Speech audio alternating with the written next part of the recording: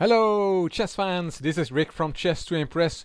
Only 96 days till the World Championship match, till Fabiano Caruana will challenge Magnus Carlsen for the world title in chess. It will all happen in London in the United Kingdom from November 9th till the 28th, and on Chess to Impress the countdown has begun. In the history of the official and undisputed World Championships there have been 44 matches and 2 tournaments to decide on the World Champion. This is number 2 in this series. In the first video we looked at Wilhelm Steinitz becoming World Champion by beating Johannes Zukertort in 1886, and 3 years later Steinitz defended his title for the first time against the Russian Chigorin. And I will do videos on each of these 46 events as a build-up towards the big match Carlsen-Caruana. This video is on Steinitz-Chigorin. Here's a picture of the two players, Chigorin on the left and Steinitz on the right. In 1888, the Havana Chess Club on Cuba invited Steinitz to choose an opponent to defend his title, and Steinitz immediately chose Mikhail Ivanovich Chigorin from St. Petersburg in Russia. Chigorin was a sharp, combinative player, the last of the chess romantics. The match was over 20 games. In the first match it was the first player who would have 10 wins, but this is quite different. Only 20 games were going to be played, and at 10-10 Steinitz would retain the title.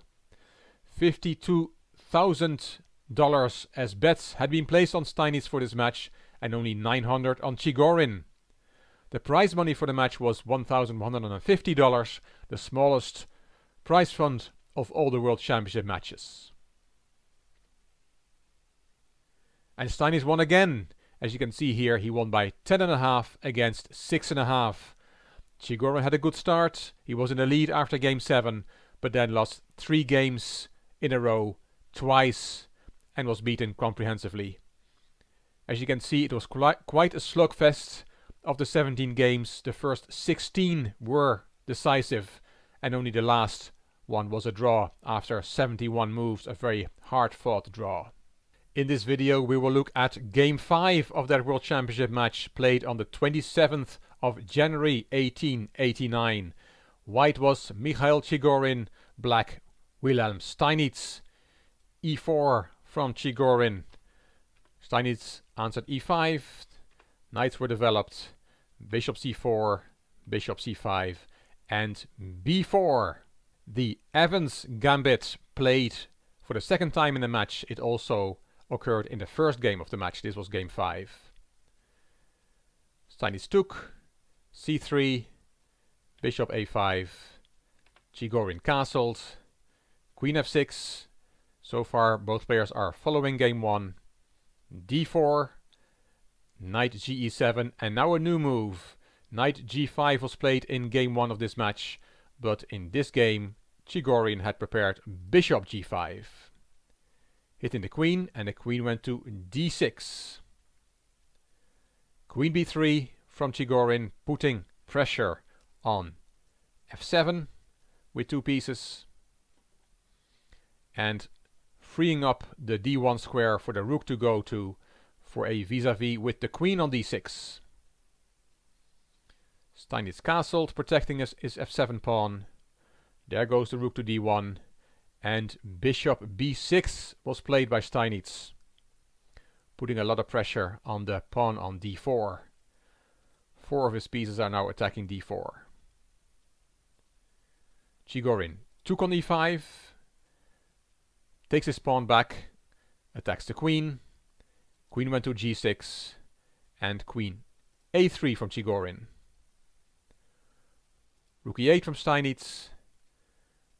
The knight is developed, and d6, allowing his bishop from c8 to join the party.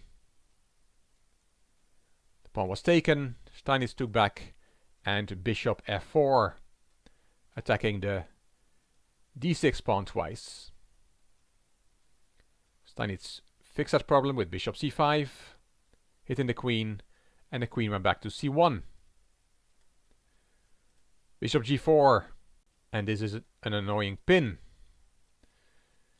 Chigorin wanted to play h3, as we'll see. You can't do it here, because then you take that pawn, and you cannot take back, because the pawn is pinned.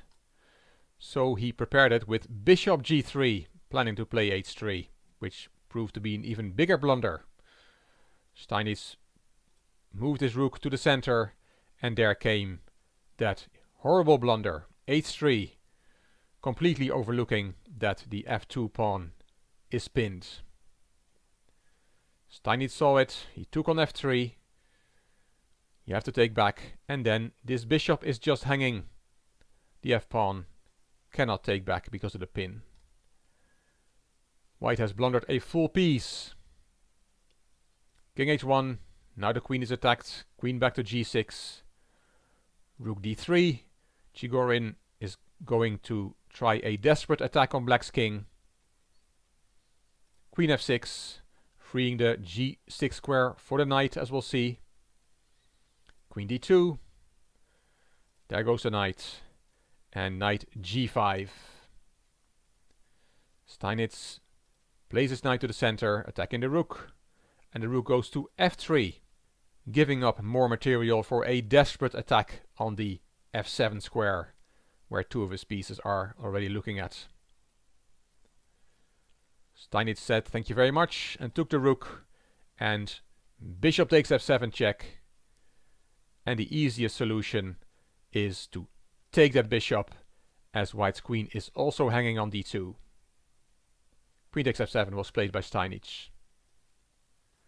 If you take the queen, then black will take the white queen, and your attack is gone. So Chigorin took the knight. And even though black is a hatful of pieces up, you still have to be a bit careful. You have to move your queen. It's attacked by the knight, and moving your queen, for example, to e7 is a bit tricky. Let's have a look, because then there is queen d5 check, and you have to be extra careful. You cannot go to f8 because of checkmate in one move. That would have been quite a turnaround. After queen d5 check, you can go to h8, but then there is knight f7 check, and black has to give the queen. Otherwise there's a perpetual. After king g8, knight g5, we have a perpetual. So black has to give the queen and is still winning, but of course Steinitz did not want to allow this. So after g takes f3, he did not play his queen to e7. He stayed on the a2 g8 diagonal and moved his queen to c4. Now there is no queen d5 check, and here Chigorin resigned this game, and Steinitz took the lead by 3 points to 2. Chigorin showed what a great fighter he was. This blunder of a piece did not affect him, as he won the next 2 games, but went on to lose the match 10.5, 6.5, and Wilhelm Steinitz remained world champion. In the next video we will look at how Wilhelm Steinitz defended his title against Isidor Gunsberg 1 year after the match against Chigorin. Hope you enjoyed this video and that you will count down towards the Carlsen-Caruana match with me. If you liked the video, please give it a thumbs up and please subscribe to the Chess to Impress channel. Please leave a comment, I will read them all and I will reply. You also may want to check out my Chess to Progress channel, the link is in the description box. This is Rick for Chess to Impress. Thank you for watching.